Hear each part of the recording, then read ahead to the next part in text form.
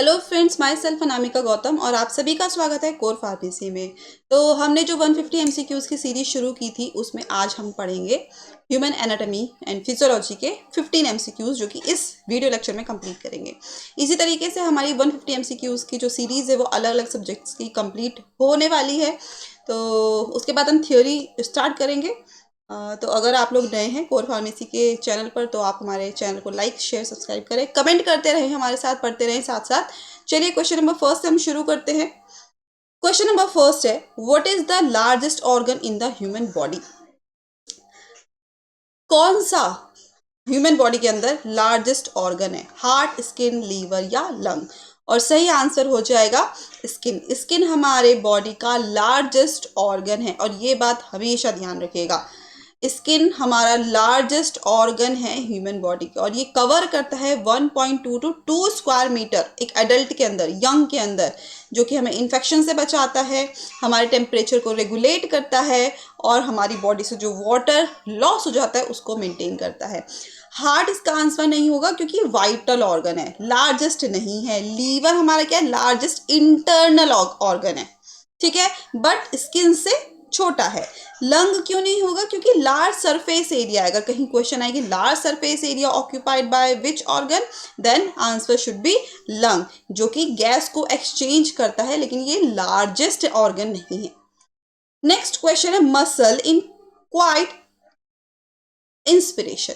जो मसल है वो इंस्पिरेशन करता है एक्सटर्नल इंटरकोस्टल्स का, इंटरनल इंटरकोस्टल्स का, डायफ्राम का या फिर स्टर्नोक्लीडोमेस्टॉइड का? आंसर हो जाएगा डायफ्राम। क्यों? क्योंकि इंस्पिरेशन में क्या हो रहा है? सांस आ रहा है, जा रहा है। आप जैसे सांस ले रहे हो, सांस ले रहोगे तो फिर जो डायफ्राम है वो क्या हो रहा है? कॉन्ट्रैक्ट हो रहा है, ठीक है। तो थोरेसिक कैविटी क्या हो रही है? थोड़ी सी पीछे की तरफ हो रही है।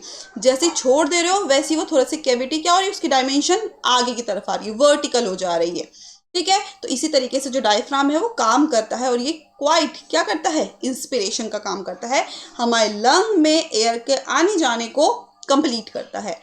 एक्सटर्नल इंटरकोस्टल्स नहीं होगा क्योंकि क्या करता है? एलिवेट करता है रिब्स को। जब सांस फूल रहे हैं तो रिब क्या होता है? थोड़ा सा बढ़ जाता है, आगे की तरफ मूव करता है, लेकिन ये सेकेंडरी है। इंटरकोस्टल्स क्यों नहीं होते? इंटरनल इंटरकोस्टल नहीं होंगे क्योंकि ये एक्ट करता है, फोर्स करता है एक्सपायरेशन को, जब सांस बाहर निकाल रहे हैं, दैट इज इंटरनल इंटरकोस्टल। और स्टर्नोक्लीडोमेस्टॉइड का मतलब क्या है? एसेसरी मसल्स जो कि एक्टिव होती हैं जब बहुत ज्यादा लेबर पेन हो रहा है, ठीक है, जब बहुत ज्यादा फोर्स लग रहा है। Okay, that is sternocleidomastoid. Next question है, which part of the brain control balance and coordination? जब हम चलते हैं तो जो हाथ हमारा मूव करता है उसके अपोजिट हमारा पैर मूव करता है, तो वो होता है हमारा कंट्रोल, बैलेंस, कोऑर्डिनेशन, कि हम जिस तरीके से बोल रहे हैं हमारे हाथ उस तरीके से मूव कर रहे हैं, दैट इज कि ब्रेन कंट्रोल करता है, कोऑर्डिनेशन बैलेंस करता है। किसके थ्रू? सेरिब्रम, सेरिबेलम, मेडुला ऑब्लोंगोटा या फिर हाइपोथैलेमस? और आंसर हो जाएगा सेरिबेलम। सेरिबेलम ब्रेन का वो पार्ट है जो कि हमारे मोटर कंट्रोल को, कोऑर्डिनेशन को बैलेंस करता है, ठीक है। और इसको हम क्या बोलते हैं? लिटिल ब्रेन, जिसको बोलते हैं छोटी बुद्धि। और ये रेगुलेट करता है जितने भी वॉलेंट्री मूवमेंट्स है, हाथ चलाना, पैर चलाना, भागना, दौड़ना, बैठना, उठना, ये सब बैलेंस करता है हमारा सेरिबेलम। सेरिब्रम क्यों नहीं? क्योंकि मेमोरी को कंट्रोल करता है, इंटेलिजेंस बोलते हैं ना, उसका आईक्यू कितना फास्ट है, उससे कुछ भी क्वेश्चन दो वो फटाक से सॉल्व कर लेता है। क्यों? क्योंकि उसका सेरिब्रम पार्ट बहुत एक्टिव है। उसके इमोशंस कितने स्ट्रांग है, इमोशंस को कंट्रोल करता है सेरिब्रम। मेडुला ऑब्लोंगेटा क्यों नहीं? क्योंकि हमारी बॉडी के वाइटल फंक्शंस को कंट्रोल करता है, हार्ट बीट लेना, सांस का आना जाना होना, ठीक है, इस तरीके से।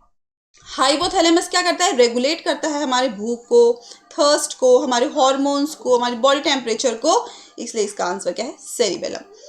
विच blood cell are mainly responsible for fighting infection? कौन सा ब्लड सेल टाइप नीचे दिया गया है जो कि रिस्पॉन्सिबल है इन्फेक्शन के फाइट में, इन्फेक्शन से फाइट करता है? कि मान लो हमारी बॉडी में कोई इन्फेक्शन आ रहा है तो उसके अगेंस्ट काम करता है। Red blood cell, white blood cell, platelets या फिर प्लाज्मा? और आंसर हो जाएगा वाइट ब्लड सेल्स। अगर हम बीमार हो रहे हैं कहीं ना कहीं, इसका मतलब क्या है, हमारी बॉडी के अंदर अगर इन्फेक्शन आ रहा है तो इसका मतलब है कि जो वाइट ब्लड सेल्स है कहीं ना कहीं वो सही तरीके से काम नहीं कर पा रही, क्योंकि जो ल्यूकोसाइट्स है वो प्रॉपर इन्फेक्शंस को ट्रीट नहीं कर पा रहे हैं, डिफेंस मैकेनिज्म उनका एक्टिवेट नहीं हो पा रहा है, वो पैथोजेंस को फैगोसाइट नहीं कर पा रहे हैं, एंटीबॉडी जनरेट नहीं कर पा रहे हैं, क्योंकि कहीं ना कहीं वो वीक हो गए हैं। रेड ब्लड सेल क्या करता है, ऑक्सीजन को ट्रांसफर करता है हमारी बॉडी के अंदर, इम्यूनिटी को स्ट्रांग नहीं करता है, डब्ल्यूबीसी हमारी इम्यूनिटी को स्ट्रांग करता है। प्लेटलेट्स आपने सुना होगा, प्लेटलेट्स तो ये ब्लड क्लॉटिंग में हेल्प करते हैं, इन्फेक्शन को ट्रीट करने के लिए हेल्प नहीं करते हैं। वहीं अगर प्लाज्मा की बात की जाए तो न्यूट्रिएंट्स को ट्रांसपोर्ट करते हैं, हार्मोन्स को, वेस्ट को एक्सक्रीट करने में हेल्प करते हैं, लेकिन इन्फेक्शन को ट्रीट नहीं करते हैं। नेक्स्ट क्वेश्चन है रेस्पिरेटरी सेंटर लोकेशन। जो रेस्पिरेटरी सेंटर है उसकी लोकेशन बतानी है। सेरिब्रम है, मेडुला ऑब्लोंगेटा है, पोन्स है या फिर हाइपोथैलेमस है। और इसका आंसर अभी पिछले क्वेश्चन में ही कंप्लीट किया है मैंने, मेडुला ऑब्लोंगेटा। जो मेडुला ऑब्लोंगेटा है वो कंट्रोल करता है हमारे रेट को, ठीक है, किस रेट से ले रहे हैं, और रिदम, ठीक है, रिदम, हमारी ब्रीदिंग रिदम कितनी है, बहुत फास्ट तो नहीं है, बहुत गहरी तो नहीं है, बहुत हल्की तो नहीं है, तो वो कहाँ से कंट्रोल हो रहा है। आप अगर सांस ले रहे हैं, ऑब्वियस सी बात है, वीडियो देख रहे हैं तो सांस ले रहे हैं, तो अगर ये जो सांस आना जाना है, रेस्पिरेशन, वो मेडुला ऑब्लोंगेटा से कंट्रोल होता है। सेरिबेरम से आपको पता ही है क्या होता है, वॉलंटरी कंट्रोल है। पोन्स मॉड्यूलेट करता है, ओके, रिदम को मेंटेन नहीं करता है। हाइपोथैलेमस हमारे इमोशंस को और जो हमारे हार्मोन्स है उसको कंट्रोल करता है। नेक्स्ट क्वेश्चन है which enzyme in saliva break down starch. कौन सा एंजाइम हमारे लार के अंदर प्रेजेंट होता है जो कि स्टार्च को तोड़ता है, ठीक है, पेप्सिन, एमाइलेज, लाइपेज या फिर ट्रिप्सिन। तो कौन सा एंजाइम है सलाइवा के अंदर, और आंसर हो जाएगा एमाइलेज। एमाइलेज हमारे लार के अंदर प्रेजेंट होता है जो कि फूड को डाइजेस्ट करने के लिए हेल्प करता है। और जैसे ही हमने खाना खाया, खाना खाने के बाद ये हेल्प करता है फूड के फर्स्ट स्टेप को डाइजेस्ट करने के। कहने का मतलब है डाइजेशन शुरू ही एमाइलेज से होगा। जब जैसे हम खाना खाएंगे, खाना खाने के बाद जो लार है वो अच्छे से फूड के साथ इन्वॉल्व होगी और फर्स्ट स्टेप डाइजेशन का शुरू होगा। और इस एमाइलेज को हम क्या बोलते हैं, टाइलिन भी बोलते हैं, ठीक है। और ये जो सलाइवरी एमाइलेज है ये बेस्ट एसिडिक है, एसिडिक टू न्यूट्रल पीएच है। कोई पूछे कि सलाइवरी जो एमाइलेज है उसका पीएच कितना है, तो 6.7 लगभग। पेप्सिन की बात की जाए तो प्रोटियोलाइटिक एंजाइम्स हैं, ये प्रोटीन के डाइजेशन में हेल्प करते हैं। लाइपेज हमारा हेल्प करता है फैट्स के ब्रेक डाउन में, जो लिपिड्स हैं, जो फैटी एसिड्स हैं, जो ग्लिसरॉल हैं। ट्रिप्सिन की बात की जाए तो पैनक्रियाटिक एंजाइम है जो कि प्रोटीन को डाइजेस्ट करते हैं स्मॉल इंटेस्टाइन में। Condition applied, okay, not carbohydrate. Next question है which structure is known as the voice box. Voice box structure कौन सा है, ट्रैकिया है, लैरिंग्स है, फेरिंग्स है या फिर ब्रोंका है। और आंसर हो जाएगा लैरिंग्स। लैरिंग्स इज द वॉइस बॉक्स, क्योंकि जो वोकल कॉर्ड्स होते हैं वो लैरिंग्स में प्रेजेंट होते हैं। जो हम बोल रहे हैं, हम मेरी आवाज़ जो आपके कानों तक जा रही है, और कभी अगर हम मान लो हम लोग मिलते हैं अगर बाई चांस, तो आप जो बोलोगे आपके वोकल कॉर्ड्स जो है वो लैरिंग्स में प्रेजेंट होते हैं, जो साउंड प्रोड्यूस करते हैं। ट्रैकिया क्यों नहीं है, क्योंकि विंड पाइप है जो कि एयर कैरी करता है, ओके। बहुत बार कंफ्यूज हो जाता है ट्रैकिया या लैरिंग्स, दैट इज आंसर होगा लैरिंग्स। ट्रैकिया नहीं क्योंकि वो एयर कैरी कर रहा है। फेरिंग्स ये क्या करता है, फूड और एयर के पास करने के लिए हेल्प करता है। ब्रोंका है, ये क्या है, ट्रैकिया की ब्रांचेस है जो कि लंग्स की तरफ मूव करती हैं। नेक्स्ट क्वेश्चन है the myelin sheath around nerves help in. जो माइलिन शीथ है, नर्व्स के पास जो घिरी रहती है, वो हेल्प करती है किस चीज के लिए, producing neurotransmitter, speeding up nerve impulse conduction, protecting the brain या फिर फॉर्मिंग सिनेप्स। तो माइलिन शीथ जो है, जो नर्व के अराउंड घूमती है वो क्या करती है, हेल्प करती है speeding up nerve impulse conduction. जो नर्व इम्पल्स हुआ है, जो जो सिग्नल पहुंचे हमारे ब्रेन को, उसको आगे मूव करने में मदद करती है, उसको स्पीड अप, उसको बूस्ट अप करने में हेल्प करती है। क्योंकि जो शीथ है वो क्या करती है, एक फैटी कवरिंग है नर्व्स के एक्सॉन्स पे। ये जो नर्व, ये मान लो अगर ये नर्व है, ऐसा ऐसा कुछ होता है ना, ठीक है, तो उसके ऊपर एक माइलिन शीथ होती है, ये एक्सॉन्स है मान लो, तो माइलिन शीथ, ये जो है माइलिन शीथ, ठीक है, ये माइलिन शीथ जो है ये क्या है, फैटी कवरिंग है जो एक्सॉन्स के चारों ओर घिरी रहती है, और ये इंसुलेशन का काम करती है। इंसुलेशन, जैसे ही सिग्नल एक न्यूरॉन में पहुंचा तो ये न्यूरॉन से सिग्नल लेकर आगे मूव करती है, दूसरे न्यूरॉन में पहुंचने के लिए हेल्प करती है।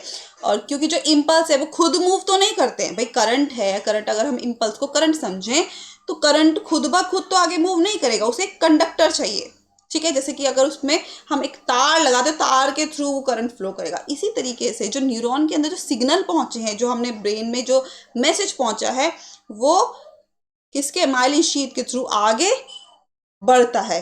तो खुद ब खुद मूव नहीं करते हैं, वो जंप करते हैं इसके थ्रू, माइलिन शीथ के थ्रू, ठीक है। और उस गैप के थ्रू मूव करते हैं, एक गैप से दूसरे गैप को कवर करते हैं, और उस गैप को क्या बोलते हैं, नोड ऑफ रैनवियर, ताकि वो दूसरे जहां पर करंट नहीं है वहां पर आगे वो सिग्नल को पास करे।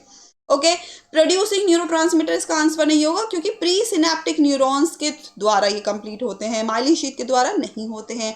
प्रोटेक्टिंग द ब्रेन इसका आंसर नहीं होगा, क्योंकि प्रोटेक्टिंग द ब्रेन किसको कवर करता है, स्कल को, हमारे जो अंदर जो हमारा ये स्कल है इसको प्रोटेक्ट करता है।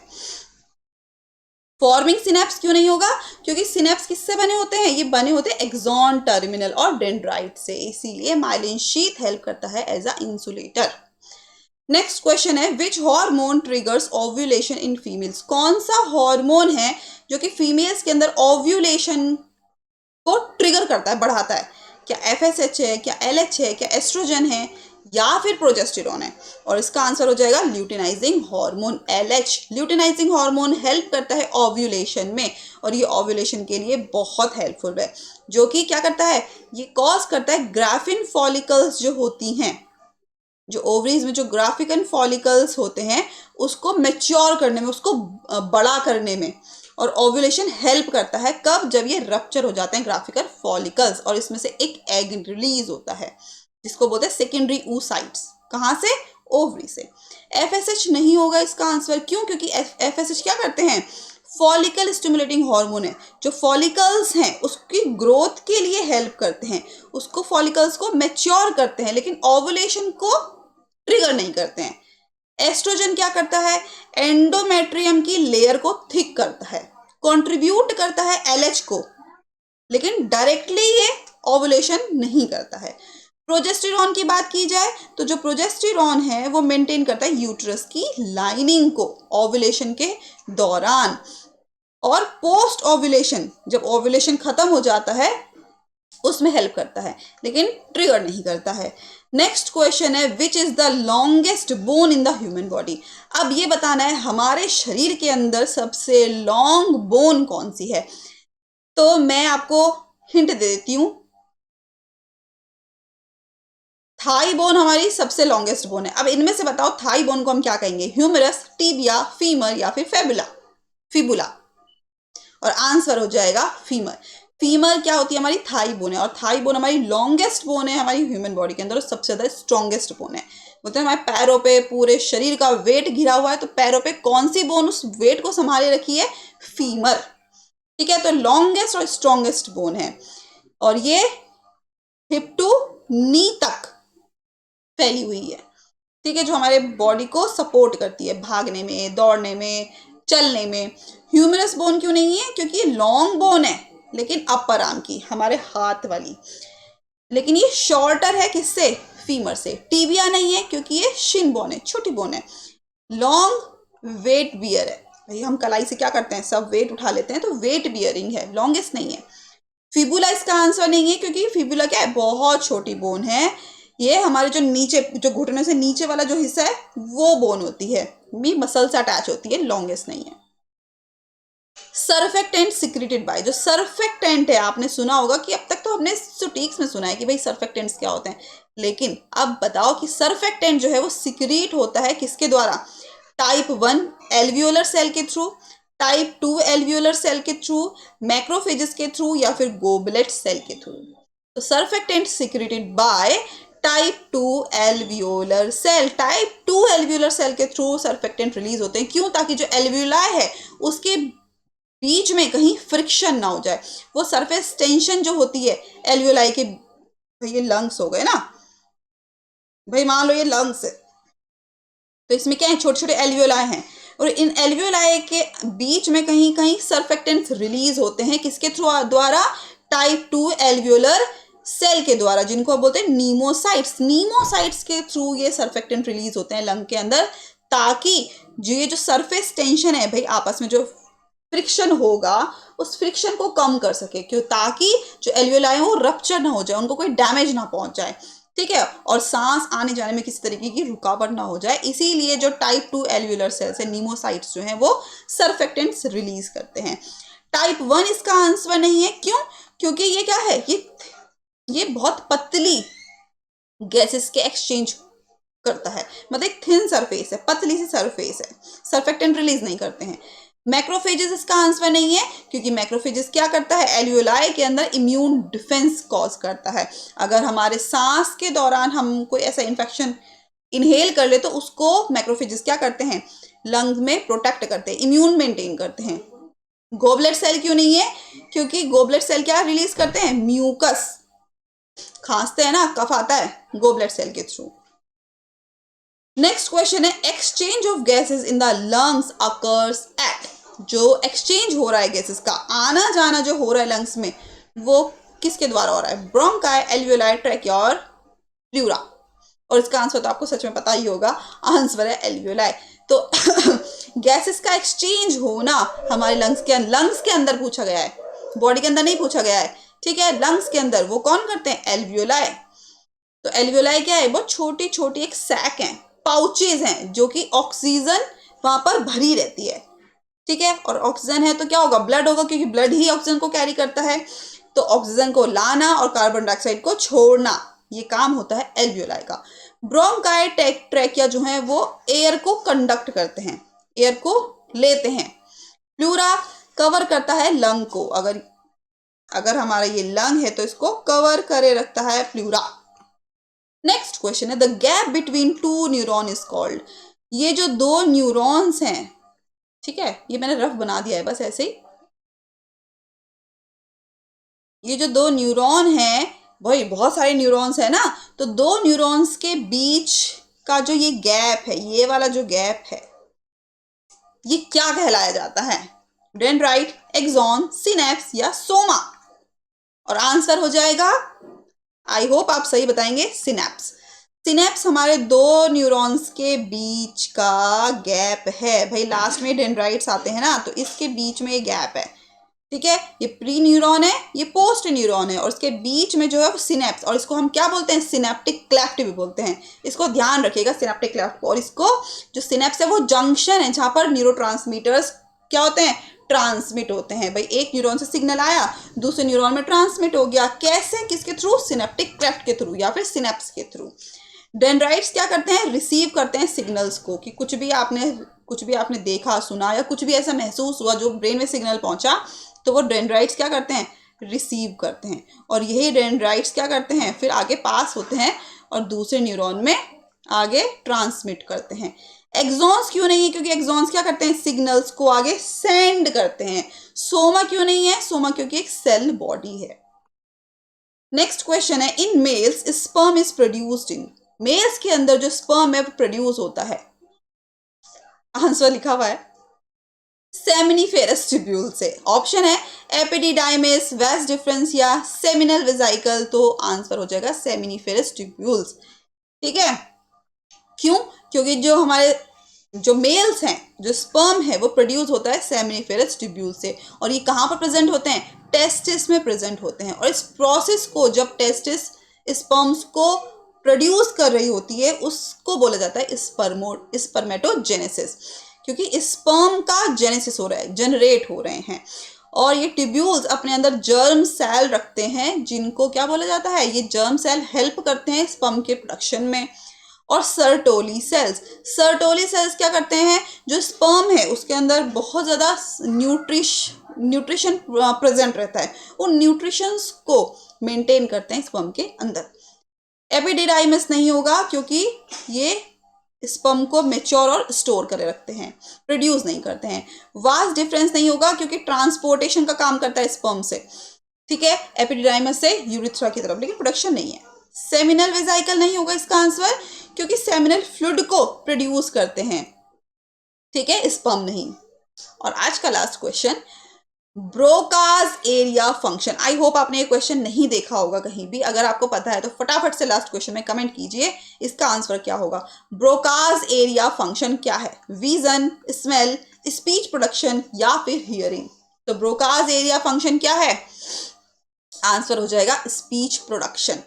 देखो ये विजन, स्मेल और हियरिंग ये हमारे क्या है, ये हमारे सेंसरी ऑर्गन्स हैं, ये सेंसरी ऑर्गन्स के काम हैं। और स्पीच प्रोडक्शन हमारा क्या है, ब्रोकाज एरिया। ब्रोकाज एरिया का मतलब होता है जो फ्रंटल लोब है उसका काम है। तो फ्रंटल लोब के थ्रू जो फ्रंटल लोब है वो हमारा ब्रोका एरिया है, यूजुअली जिसको हम बोलते हैं लेफ्ट हेमिस्फेयर, ठीक है, जो कि हमारे बोलने में, हमारी लैंग्वेज को बनाने में, हमारे एक्सप्रेशन, हमारे हाव भाव किस तरीके से हैं, वो ब्रोका एरिया का काम है। और ये हमारे कंट्रोल करता है मोटर मूवमेंट को, ठीक है, कि हमें वर्ड्स कैसे बोलने हैं, हमें स्पीक फ्लुएंटली बोलना है या नहीं बोलना है। मान लो हमें कोई भाषा सीखनी है तो हम एकदम से नहीं सीख पाएंगे, हम टूटी फूटी बोलेंगे। क्यों? क्योंकि हमारे फ्रंटल लोब में हमारा जो लेफ्ट हेमिस्फेयर है वो सही से उन वर्ड्स को, उन सेंटेंसेस को, उस भाषा को रिकॉल नहीं कर पा रहा है। ओके, विजन क्या है, कंट्रोल होता है ऑक्यूपिटल लोब से, ऑसिपिटल लोब भी बोलते हैं इसको, ठीक है। स्मेल क्यों नहीं, क्योंकि ऑल्फैक्टरी बल्ब और टेम्पोरल लोब के थ्रू ये कंट्रोल होता है। और हियरिंग हमारा कंट्रोल होता है ऑडिटरी कॉर्टेक्स से टेम्पोरल लोब में, ठीक है। तो इस तरीके से हमारे जो 15 क्वेश्चन है, आई होप आपको समझ में आए होंगे और इन फ्यूचर आपको ये हेल्प करेंगे 15 क्वेश्चन। इसी तरीके से हम आगे और भी क्वेश्चंस बनाएंगे। तब तक के लिए आप हमारे चैनल को लाइक, शेयर, सब्सक्राइब करना मत भूलिए, क्योंकि यहाँ पर आपको बहुत अच्छे क्वेश्चन मिलेंगे जो कि आपके कॉम्पिटिटिव एग्जाम को क्लियर करने के लिए बहुत हेल्पफुल होंगे। अगर आपने हमारा टेलीग्राम, फेसबुक और इंस्टा पेज को भी नहीं फॉलो किया है तो आप उसको भी फॉलो करिए। नेक्स्ट क्लास में हम दोबारा से मिलेंगे और नए क्वेश्चंस के साथ। तब तक के लिए टेक केयर, बाय बाय।